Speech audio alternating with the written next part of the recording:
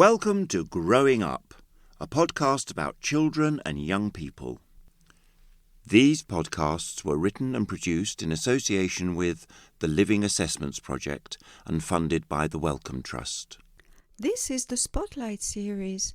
I am Monique, your host from the University of Kent, and in this series my guests share their childhood memories from the UK and elsewhere in the world, from World War II to the 21st century, all true life stories, all unique reflections of their era. We are going to meet Ray. Ray grew up in a small mining community in Wales. When he first told me some of his past, I had to know more. I had never met someone whose childhood was so harsh and grim that their only hope was to run away. The name is Ray, born on the 20th of the 1st, 1938. I was born in London at the St. Mary Parish, a place called Brook Street Hospital.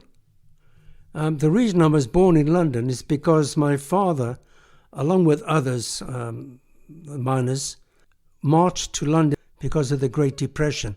As a result of that, I was born in London. However, my father had family in a place called Aberdare in South Wales, and I was brought up in a place called Hirwaun, which is about 3 miles outside Aberdare, foothill of the Brecon Beacons.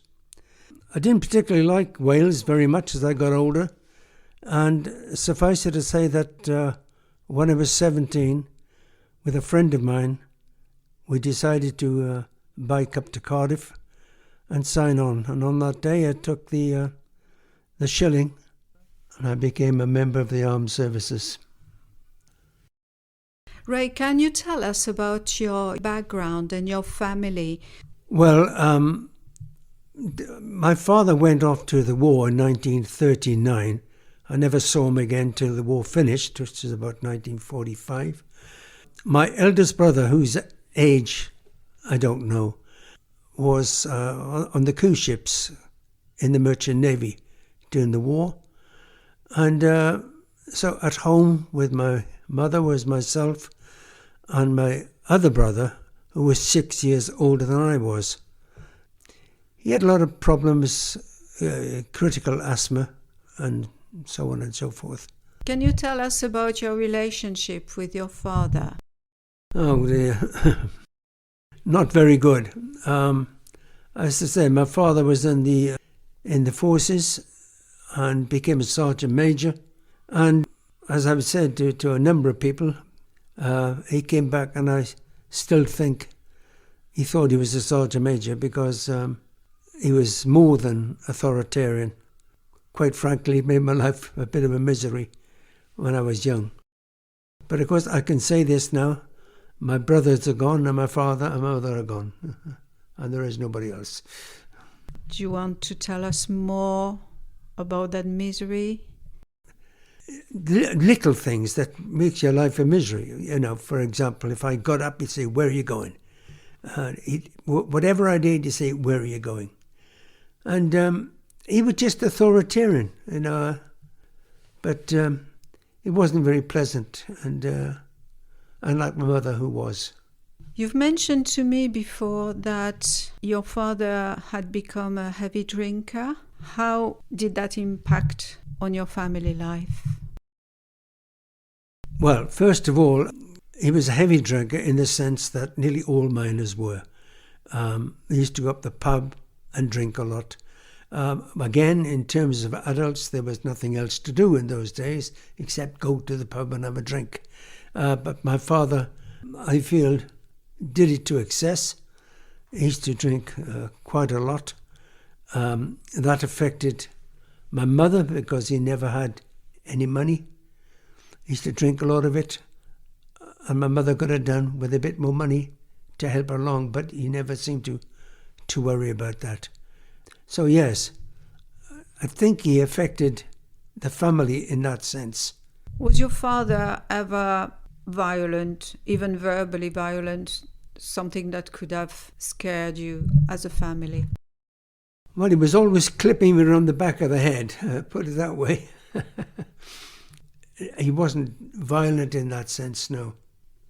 Did your father's drinking influence the way you maybe approached alcohol in your life? No, I don't think it did. Again, I come back to the fact there was nothing else to do. It's hard to believe. Nothing ever happened where I was brought up. And what time we used to have off, the youngsters, I think I had my first drink when I was about 16. I never drank much, 2 or 3 pints or something like that. I think I was like most lads of those days. Everybody had a drink. Everybody smoked. I didn't smoke. Funny enough, I never wanted to smoke. So, no, I don't think what my father did affected me. In fact, it probably the other way around. I probably felt inside of my head that I would never drink as much as that and be a problem. Did your mother have a profession? No, I'm afraid not. My mother was like most people then, most Welsh people. She was a housewife and struggled like most of them to keep the family alive throughout this. Oh, sorry. There is one thing, but I cannot remember the detail of it. But my mother worked for somebody with ammunition. And I always remember, she used to think it was wonderful, saying she used to carry this box full of something down. I don't know what it is, but it sounded like you had something to be afraid of, whatever. But she worked on an ammunition site. Where? I have no idea. Another really important part of childhood is school. Can you describe your school, your secondary school particularly? Well, I think looking back on it, the school overall was quite good for me because they didn't mess around, the teachers. We did history, maths, science, music, sport and all that, and English, and you had to knuckle down when you went in the classroom. There was, on the whole. I think one of the things that I did at school was I read a lot. There used to be, I don't know if it was every week, but there used to be an afternoon that seemed to come up every now and then where they had books and you could read. And I read all the Penguin books, Talk of the Otter and all that sort of business. And it's stayed with me. I've read all my life. And I read every day, every night. And I just like reading. And I think that school imparted that to me. Maths, I'm certainly not a mathematician, but on maths, arithmetic, better. We learnt a lot, and we had to learn a lot. So I come out of school and I could read very well. I could do arithmetic, things like woodwork and metalwork and all that. And so, yeah, I think it gave me a lot more than I thought I had at that time, looking back on it. It had its bad moments, but... I understand that you had a best friend because we've talked about it, Pat, I think. Can you describe a bit your friendship?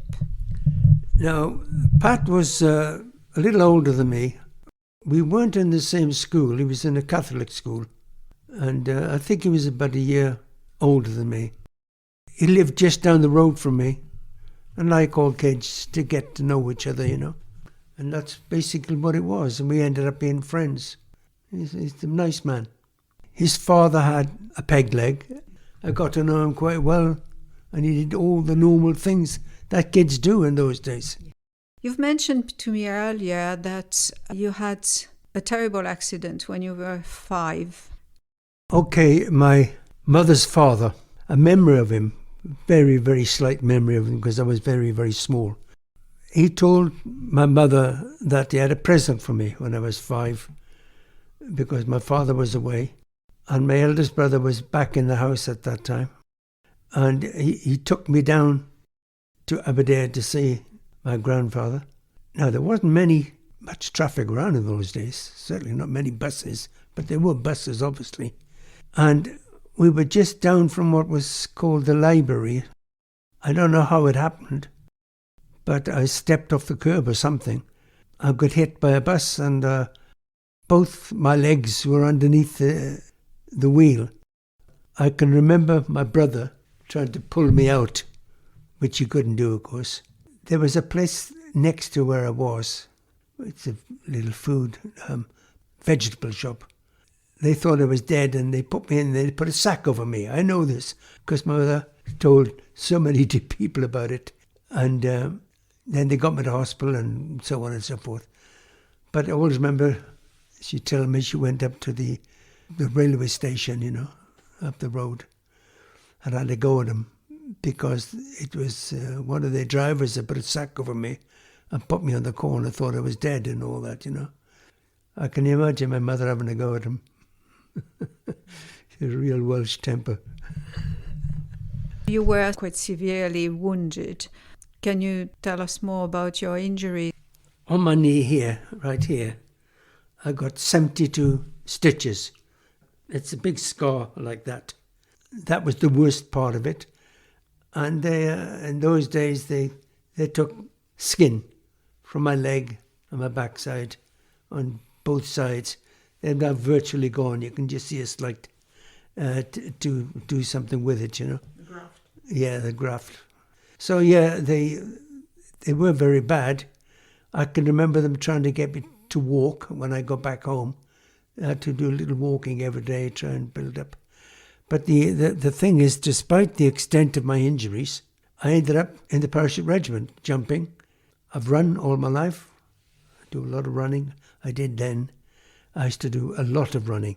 I used to do 10 miles 2 or 3 times a week. I started running when I was about 18 and 19. But I don't remember having got over the injury. I don't remember it being a problem after that. So they did a good job. You didn't suffer any more from that accident? No. Except all that's dead down there, so, you know. How long did you stay in hospital? My mother said about 11 months, because they were very bad. Did your mother ever talk about it afterwards to you? Because she must have been traumatized by it. Yes, she was. I think most of it was about having a go at the bus people. She loved to talk about that, like they did in those days. She told me about it a couple of times, till you get fed up, and then she talks to somebody else about it. It sounds as if maybe your mother didn't really express her emotions with you. The anger was okay, but did she ever become tearful, saying, "Oh, that day I thought you were dead"? And No. There were different sort of people, I'm afraid, in those days. She had more to worry about than sympathising with something that's already happened and was okay. So no, my mother didn't go in for much for tears and whatever. do you have any memories of your stay in hospital? No, only the one I told you about, where they put a baby on my bed and I was trying to put its sock on. Then the nurse came up and slapped me. That's all I remember about it. Would you say this accident had an impact on your family? You haven't mentioned your father. No, I don't think it had any impact on the family. My father was away for 5 years. I can remember him coming back. I don't know what he thought. Did you get praise or rewards when you did well at school, for instance? No, I don't think so. Or on the other hand, did you get punished? No. I didn't pass the 11 plus, I know that. But I don't think if I did pass the 11 plus, I'd have still gone down the mines. My father decided that's where I was going, and that was it. I remember leaving school on a Friday after 4 o'clock, and I got back, and my father said, you go down to, there was a place in Aberdare, the miner's place. He said, you go down there and report at 9 o'clock on Monday morning. And that's all I knew. And that was it. Not what you want to, did you? Off you go. Did you see it coming? No, I didn't see it coming, but I wasn't surprised by it because in the valleys, which is where I was brought up, there were 26 mines. Margaret Thatcher closed down 25 of them. And that's all people did, was the mines. How would you describe your childhood? Oh, very hit and miss, I think. There were times I enjoyed myself when I got out and about. I never had any problem with my mother. My mother was one of those, go out to play, and she would open up the top window and shout my name, like the old Raymond, come in. And you had to come in. No problem. It was different. My father, he wanted to know everywhere I went. My mother wasn't like that. So that's what I mean. It was hit and miss. I think, quite frankly, I was happy when my mother was in charge. You had to do quite hard work dealing with the cold that you received at home, although you were the youngest. Can you describe that kind of work? What happened with the miners is that the coal board allowed them a ton of coal each month. They also did that to the miners who were in the war. Okay? I was quite young, put it that way, quite young. The coal used to come, they'd drop it on the front drive. There was no drive, just on the pavement. And my mum would say, bring the coal in, because there was nobody else to do it. I had to bring it into the coal house at the bottom. And that was it. I did that for as long as I could remember, taking in coal. And in my younger years, especially up to 45 and a little bit beyond, I took it out again to barter for butter, sugar, and all that sort of business. This is how they improvised, And then we were in 4 blocks of flats. They were, I forget what it was for, but there were 4 blocks of flats. We were up the top, and you could look out over what we called the backs there. You look out over your garden, and there was a long alleyway, which we called the backs. And outside, people put their bins. I've lost count of the times I've been given all the coal away. My mother would say, take a riddler, the riddlers, and go through each bin, because all the bins, all they ever had was stuff from the fire. There were no rubbish like you get nowadays. And I used to have to riddle them, put them in a bucket, bring them back up so we could light the fire. That's what it was like in those days. So a riddler is a tool to pick up the coal? No, the riddler is when you've taken your coal out when it's finished and put it down. If you lift it up and put it in a riddle it out, and you'll get some small cokes there that you can use. Do you remember how long it took you to carry the coal down to your house? Oh, probably an hour or something like that. You had to put it in and stack it so that it wouldn't fall out, so to speak. There's a way of doing it. And then at 17, you decide to run away. Can you explain to us the thought process, how you came to that decision? You were still a child, really. How did that happen? Well, I went underground and I worked with my brother. I got buried twice beneath coal there. And when we worked on at the place called the Wembley, everything kept coming in all the time. There were a lot of problems. In fact, the day before I went into work, first time, I was playing snooker with my friend Des, the fireman, they called them firemen, that worked in the pit. And I got up the next day to go to work on the afternoon shift. And what had happened is they have what they call a spake, which is like a little vans that go down 1 in 3 on a rope, and the rope broke. And about 13 or 14 men. And the bloke I played snooker with the night before, they brought him out, he was yellow, dying. That's what it was like down there then. Anything could happen. And then finally, we worked from this, what we call a 9-foot seam. And they took me as a boy back to what they call a 3'9" seam. The Panzer machine, as a rotating arm, gets the coal out, rotates, and the coal drops onto the conveyor. But to make it work, you have to have a little cradle to put it in there. So the arm that does the cutting ends up on the coal so it can cut it. And there was a lot of water there. It's what you call ball of mine, heavy stuff. It's a bit like lead is to anything else. It's solid. The posts were just about less than 2 foot apart. So I had to move around in the posts. I did this for a number of weeks, and I thought, and I spoke to a boy who I knew called Southgate. He was doing the same thing. He says, I'm not doing this all my life. Couldn't see any end to it. So we talked about it and decided to get out of it altogether, because you couldn't just get out, you had to do something. So we got our bikes and pedalled up to Cardiff and went into the recruitment centre. And I don't even know what I was going into. You know, they put me into the Airborne.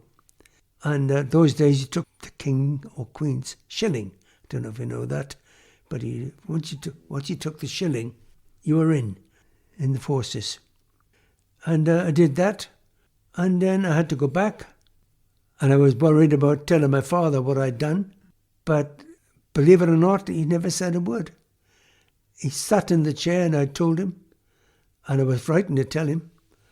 And I think he never said anything because as an ex-sergeant major, he knew that once he'd taken the King's shilling, that was it. It's not a case of you can't do it. And that was it. They give you what was a contract, that shilling, without your parents' consent? Oh, yes. I just went up there then. I was 17. And at that time, we had national service. Now, it worked out that if you went into the army at 17.5 of your own volition for 3 years, okay, you got more money. Because it was 24 and 6 a week, I think it was, if you're a national serviceman, which is nothing. If you waited till 18, then they would draft you, right? Or if you were what was called then a Bevan boy, that is, Bevan would allow miners to stay below ground because they were essential. So I went up at 17.5, signed on, and I went up there to join the unit at 17.5. And was that a good move? Never any regret? No, I enjoyed it. It wasn't a bad move. Can you see today the influence the type of childhood you've had has had on the person you've become? Well, I think as a child, my mother was quite firm, but nice, firm. I thought a great deal about how you conduct yourself, you know. And I think honesty, this and that and the other. And I think she had an influence in that sense. And I think my childhood, apart from the father bit, I think she brought me up well. Nowadays, some of the things you do nowadays, they call you, not old-fashioned, but an old dodie or whatever. But some things were very important. And that's come through my life, I think, you know. I don't quite know how to explain it, but I think it's a case of being well brought up as a child. You could do what you want with my mother. Like I said, more like Dennis the Menace, you know. Nowadays they'll charge you. Things we did then. But on the whole, it stood me in good stead. I went into the army. I did very well in the army. Lastly, what advice, if any, would you give to your 10-year-old self? I think the advice I'd give to my 10-year-old self is get out. It's as simple as that. Running away changed the whole of my life in every way. I went back a couple of times because I went to Brecon and I went into a pub that my father went to. I saw 2 old friends there, not friends, who were in my class. And I thought, God, some people haven't got what it takes to move on. And I think what I did was I moved on. And I moved on in a very positive way. So the answer is that, get out. Thank you very much, Ray. That was very powerful. If you've enjoyed this episode, follow us on Twitter at living_assess. To find out more, search online for the Living Assessments Project.